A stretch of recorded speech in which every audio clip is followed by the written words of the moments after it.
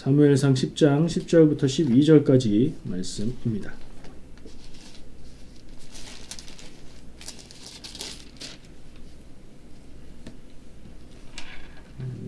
같이 한 목소리로 봉독하겠습니다.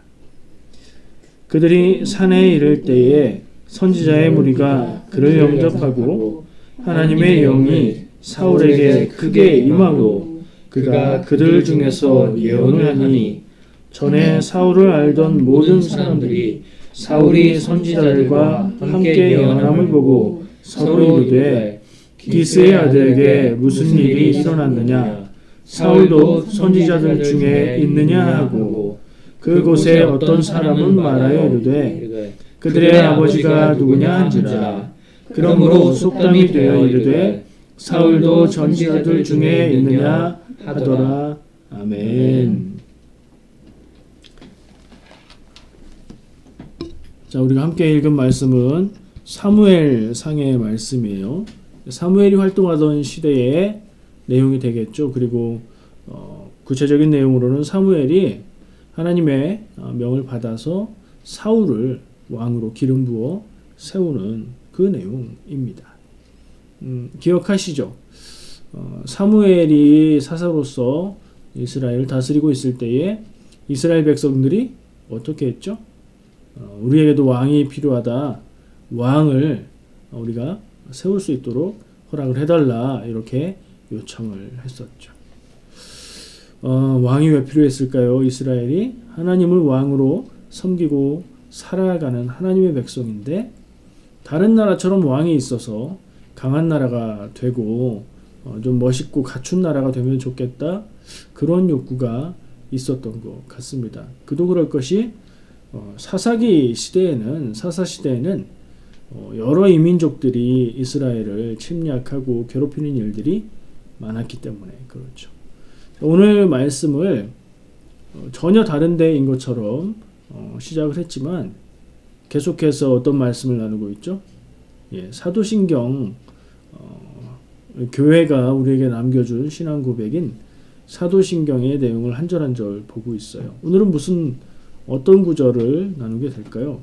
한 줄을 건넜잖아요. 지난주에 우리가 그 부활 관련 고난 성금요일 예배를 하느라고 주제를 한 번 건너뛰었어요. 그래서 기억이 안 날 수도 있을 것 같아요. 오늘은 어디 할 차례냐면요. 성령을 믿는다 하는 성령에 대한 신앙 고백을 이야기하는 부분입니다. 한번 처음부터 다시 한번 쭉 우리가 해볼까요?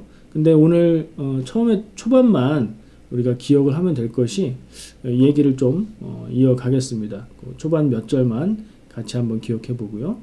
사도신경 어떻게 시작하죠? 전능하사. 누구에 대한 믿음이에요? 하나님에 대한 믿음의 고백으로 시작하죠. 같이 한번 기억해 보겠습니다.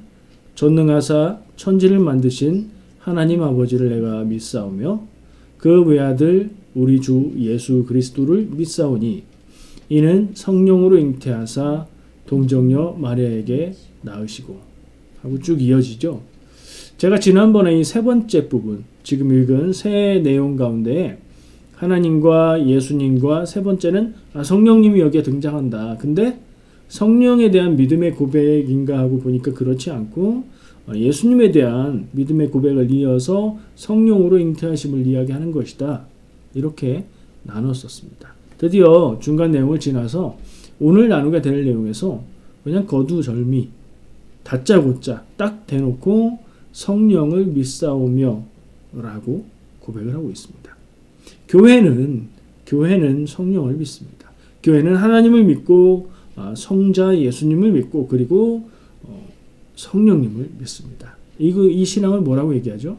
성부, 성자, 성령 세 분이 하나님이시고 한 하나님이시다. 삼위일체라는 교리로 우리가 믿고 얘기하고 있습니다. 자, 그럼 오늘 읽은 본문 말씀은 이 성령과 어떤 관계가 있는가? 성령에 대해서 찾으려면 신약에서 굉장히 많이 찾을 수 있습니다. 신약 성경에는 성령에 대한 언급이 아주 많기 때문이죠. 구약 성경을 찾아봤습니다. 구약에 성령이 있어요, 없어요? 성령이라는 말이 있는 것 같기도 하고 없는 것 같기도 하고 그렇습니다. 왜냐하면 구약에서 성경을 가리키는 말은 성령이라는 단어로 쓰이지 않고 하나님의 영이라는 표현 혹은 여호와의 영이라는 표현으로 사용되기 때문입니다. 그 말씀들 중에 구약의 성령에 대한 하나님의 영이라고 표현되어 있는 말씀들 가운데 몇 군데 중에 한 군데를 제가 선택한 겁니다. 이 사무엘이 기름 부어서 왕으로 삼으려고 하나님의 선택을 이렇게 의식을 통해서 세운 이 사울이 하나님의 영이 임해서 어떻게 됐다고요? 그가 예언을 했다. 예언은 예언자만 하는 게 아닌가요? 예언은 예언자가 하는 거긴 한데 성령님에 사로잡혀서 성령님에게 붙들려서 하나님의 말씀을 막 이야기하는 것.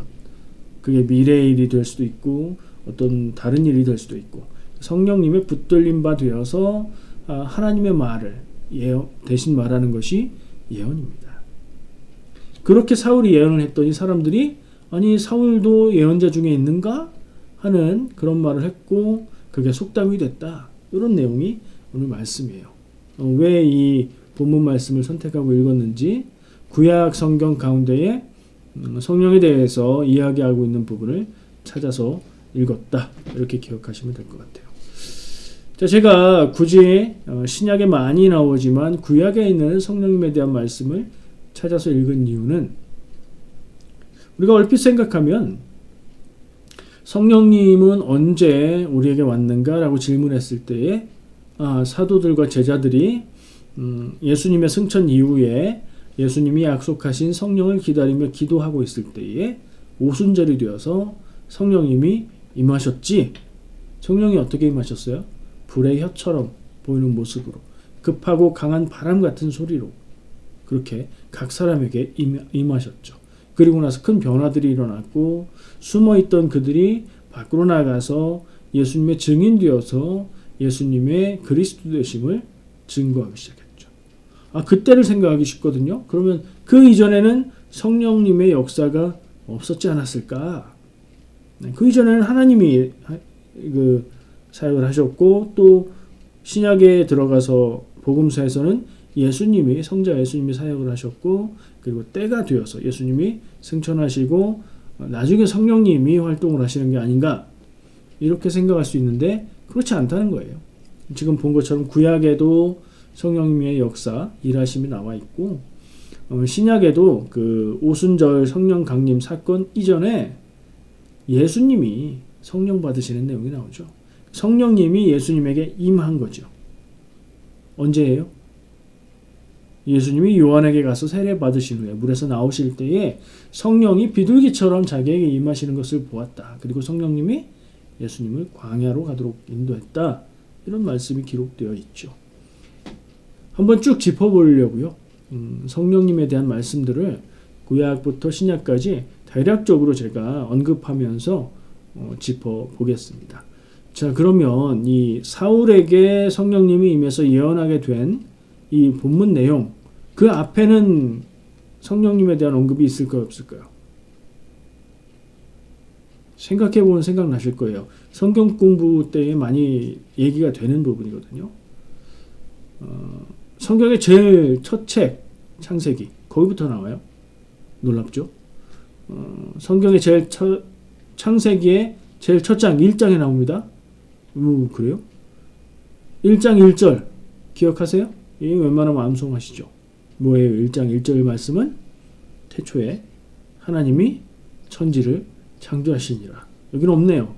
1절에는 없는데 2절에 성령님의 이야기가 나옵니다. 뭐라고 나오죠? 땅이 혼돈하고 공허하며 흑암이 깊음 위에 있고 하나님의 영은 수면 위에 운행하시니라. 창조의 이야기가 나오기 전에 어떤 상태였냐? 땅이 혼돈하고 공허하고 어둡고 이랬는데 그때에 하나님의 영이 수면 위에 운행했다. 물 위에 하나님의 영이 움직였다. 그러니까 창조 사역을 같이 하신 거죠. 하나님과 함께. 그렇게 볼 수 있어요. 창세기의 1절은 아니지만 1절과 같은 내용의 아주 창세기 처음부터 성경의 처음부터 성령님은 기록되어서 그 사역이 나타난다는 걸 알 수가 있죠. 민수기 11장. 민수기는 우리가 매일 말씀 묵상에서 얼마 전에 다루었던 내용이죠. 민수기 제목은 왜 민수기라고요? 백성들의 숫자를 헤아렸기 때문에 민수기다. 영어로는 Numbers. 책 제목이 그렇죠. 민수기 11장. 근데 그 민수기의 내용은 출애굽 백성이 가나안 땅을 향해 가는 그 여정의 내용이다. 이렇게 말씀을 드렸었죠. 민수기 11장에 보면 모세가 70명의 장로들을 뽑아서 그들로 이 모세 혼자 해왔던 일들을 분담해서 사역하도록 이 사람들을 세웁니다. 그때에 하나님의 영이 그들에게 임해서 그들이 각각 예언을 했다. 그런데 그 자리에 모였어야 되는데 모이지 않고 자기 집에 그 천막에 있던 두 사람의 장로들도 성령 임재해서 그들은 그 자리에서 예언을 했다 하는 내용이 나옵니다.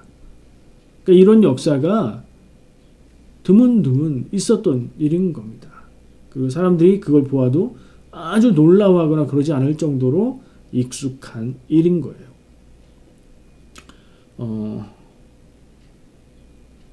오늘 본문에 나온 사울과 비슷한 성령이 임재해서 하나님이 뜻하시는 바 그 말씀을 소리내어 말하는 예언의 행위를 하는 것, 그게 성경에 나타나고 있고요.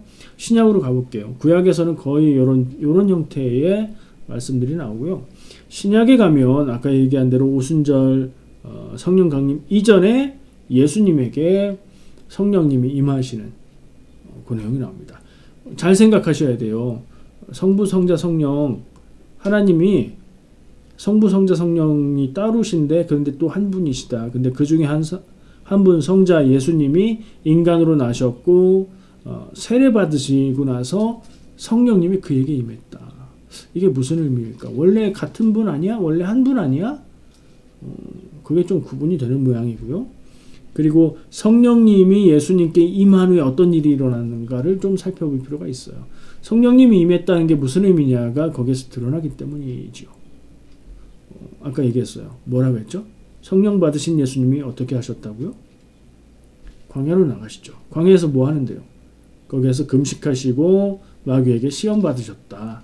근데 광야로 왜 갔는지를 보면 성령이 예수를 몰아내었다. 뭐 이렇게 번역하기도 하고 성령에 이끌려 광야로 나갔다라고 번역되기도 하고 복음서마다 그런 약간의 차이를 가지고 근데 내용은 같죠.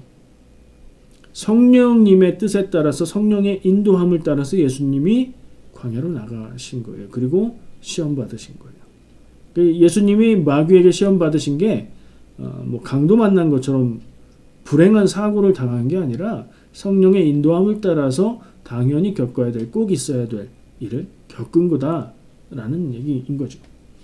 그럼 성령님의 역할은 뭐예요? 인도하시는 성령님인 것을 알 수 있고요.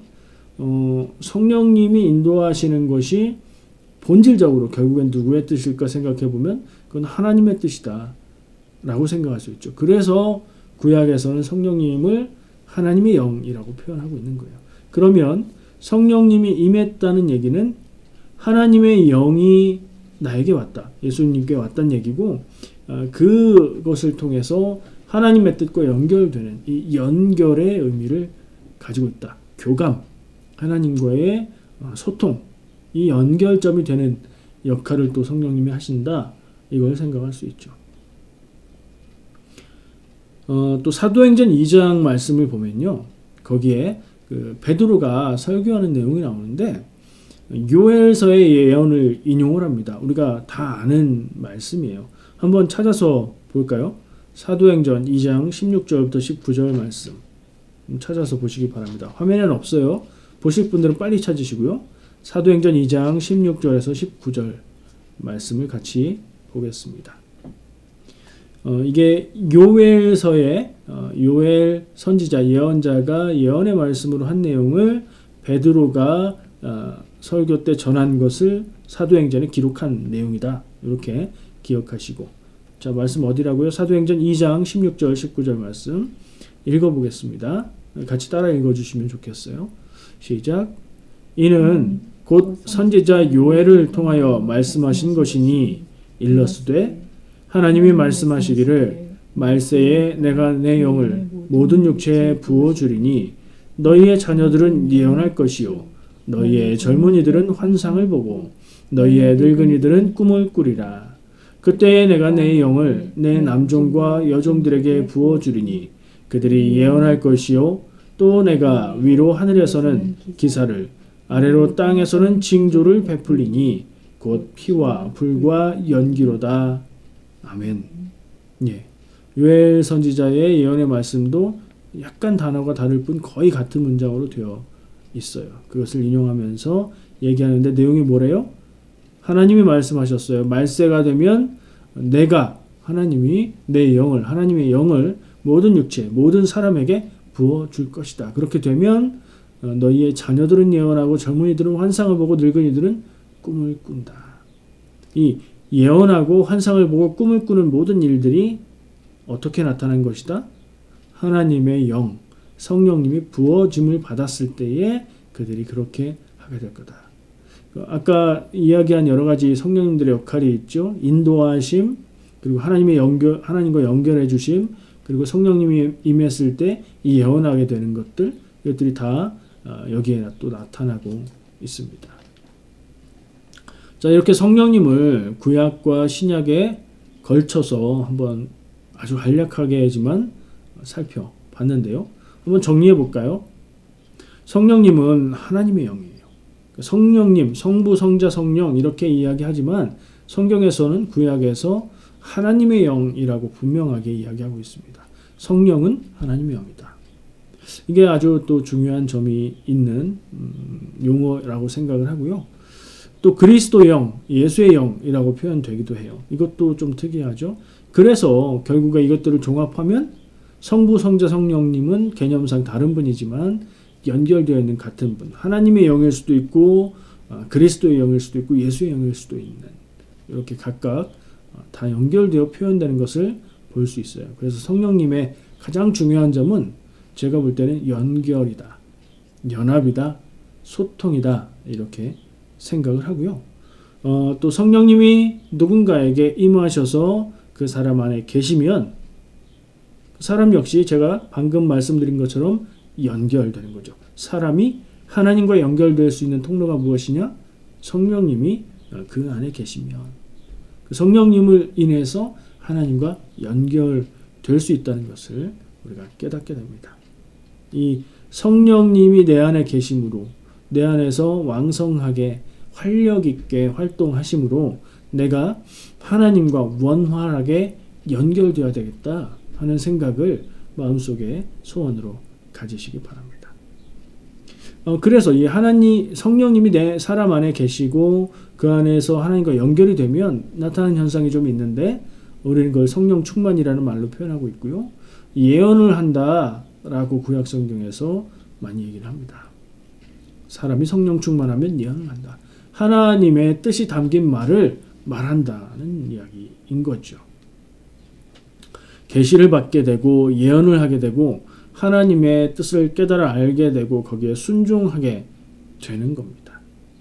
물론 성령님이 안에 계시고 계시를 받고 하나님의 말씀을 듣고 전한다고 해서 다 순종하는 건 아니에요.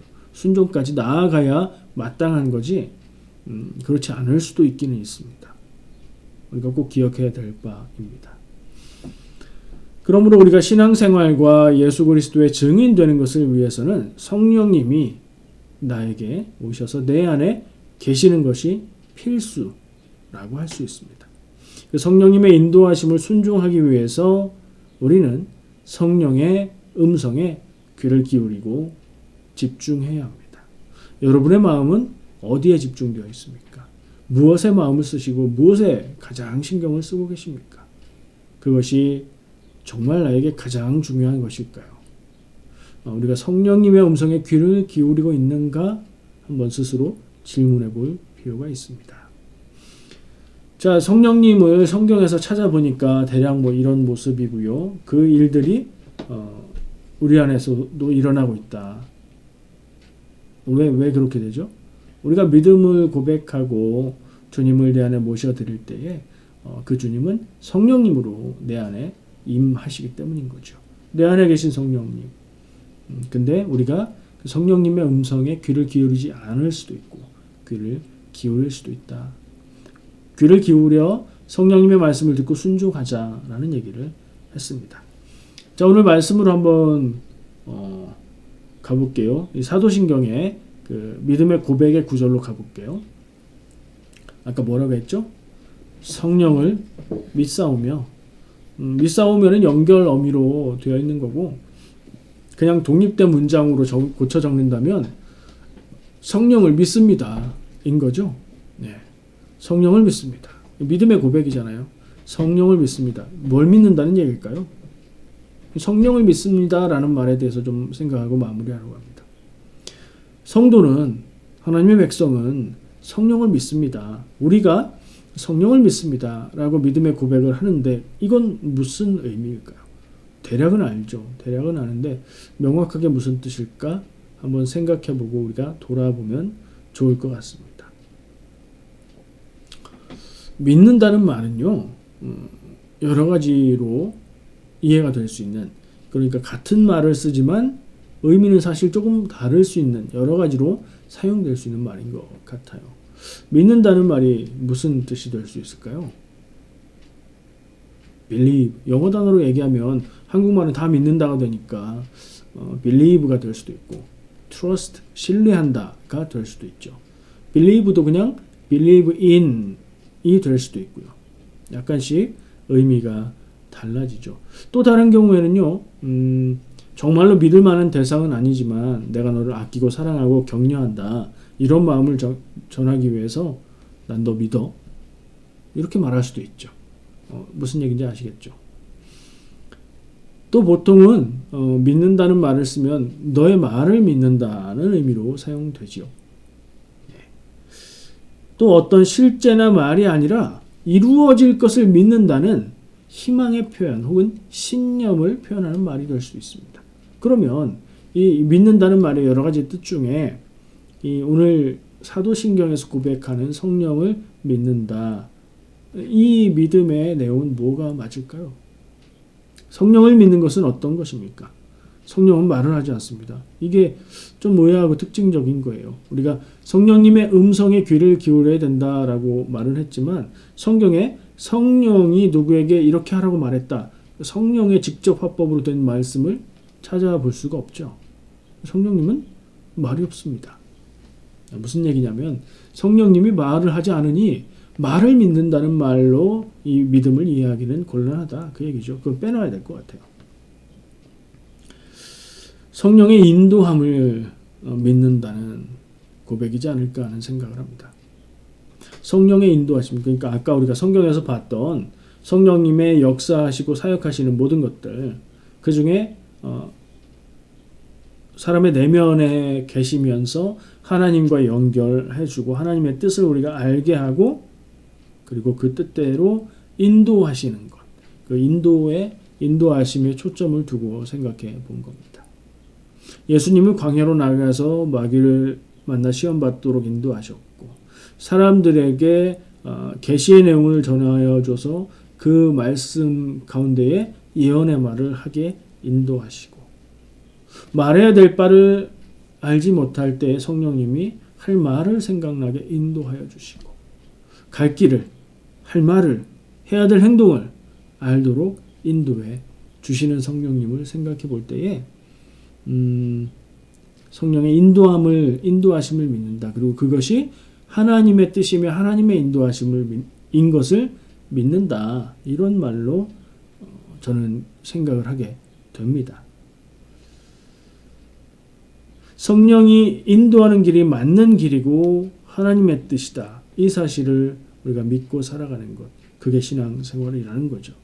그리고 그 길에, 성령님이 인도하시는 그 길에 구원이 있다는 것을 믿는 겁니다. 그것을 믿기에 순종할 수 있는 거지요.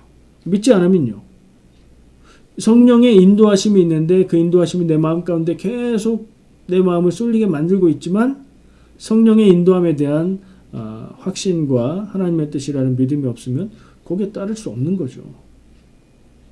믿으면 따를 수 있는 것이고요. 성령의 인도하심이라는 확신이 계속 마음 가운데 오는데 그 길은 내가 생각하기에 나의 기준과 나의 경험으로 판단해 보기에 좀 아닌 것 같은데 하는 생각이 들어도 이 성령의 역사하심, 인도하심을 하나님의 뜻으로 받아들이고 믿는다면 그래도 그것이 하나님의 뜻이라고 순종할 수 있는 것이지만 그게 믿어지지 않는다면 그 길에 순종할 수 없게 되는 거죠. 믿으면 순종할 수 있고 믿음이 작고 약하고 없으면 순종할 수 없습니다. 순종하고 계십니까? 순종할 수 있으십니까? 나에게 믿음이 있는지, 믿음이 연약하지는 않은지 한번 살펴볼 필요가 있겠죠.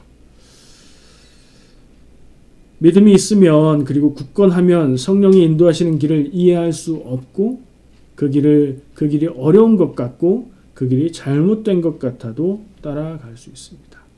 성령님의 또 다른 부분을 또 다른 것이라고 말하기는 그렇고 종합적으로 딱 한마디로 얘기한다면 또 다른 의미에서 얘기할 수 있을 부분이 있습니다. 성령님은 영으로 하나님의 영으로 나와 함께 하십니다. 구약에서 하나님을 보면 죽는다 이런 생각을 사람들이 가지고 있죠. 그래서 하나님을 직접 보는 것이 아니라 하나님이 영으로 내 안에 와서 함께 하시는 것이라는 생각을 해본 겁니다. 그러면 이 내 안에 계신 성령님은 임마누엘의 하나님하고 통하는 거죠. 나와 함께 하시는 하나님인 겁니다. 이 하나님을 믿으시기 바랍니다.